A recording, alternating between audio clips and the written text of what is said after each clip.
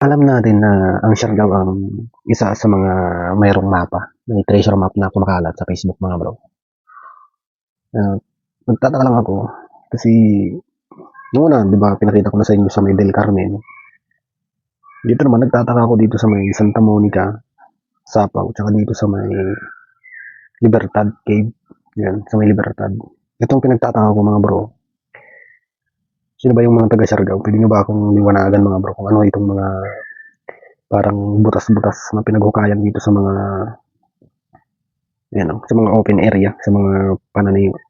Ewan ko, palayan ito, basta sa may bukid. Yan. Marami kasing namumuti na parang pinaghukayan. Though hindi ako sigurado mga bro, pero parang sa tingin ko ay parang hindi naman siya tanim. Yung tutusin kasi hindi naman siya naka-align.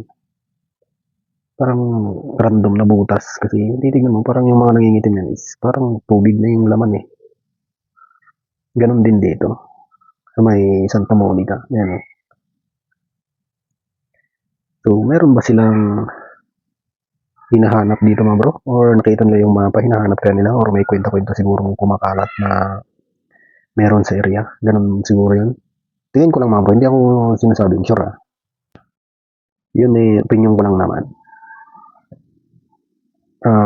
Kung sino yung nandito is mas maganda sana kung mag-comment dito sa ating post para maliwanagan tayo mga bro. Ang tanong natin is, ano ba yung meron dito sa area na ito? Bakit? Yan, yun yung mga butas-butas niya.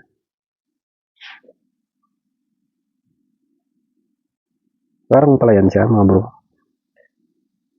Tataka lang talaga ako. Pero kung mayroon man silang hinahanap, mga bro, may mali yung butas nila kasi dito natin nakikita yung ano. Papakita ko sa inyo kung nasaan nakikita yung anong umalis. Dito siya nakikita mga bro. Mali yung kung mga butas man yan, mali yung butas nila. Diyan kasi nakikita yung ano mali mga bro. Yan o. Mali yung kwan talaga nila, butas. Yan, sa may bahay. Although hindi naman talaga nila matatamaan kasi may bahay unless sa bahay sila maghukay. Pero yan lumalabas yung ano mali mga bro. Pero hindi ko talaga alam kung anong purpose ng mga bro na parang hinukay. Pwede kasing small mining. Yan. Pero kung may hinahanap man sila, dito yung isang anomaly. Diyan sa Siargao, Santa Monica. Hanapin nyo na lang mga bro. Natayuan ng bahay yung sakop ng aura niya yung buong bahay. Oh. Pero parang 3 bahay itong sinakop niya.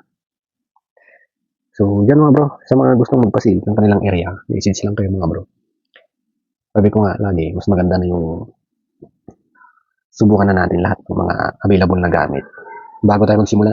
Kasi may mga ka-stage tayo nagsimula muna, naghukay na.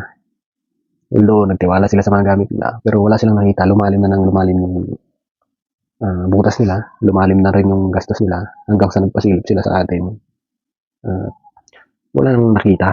So, wala na. Sayang na yung gastos mga bro. Yung iba naman, nagpa-satellite scan. Kaya lang, doon naman sa hindi naman legit. So, anong aasahan natin doon mga bro? Pag hindi legit, wala kang aasahan. Purdoy talaga. So, yun mga bro, message lang sa mga gusto magpasilip.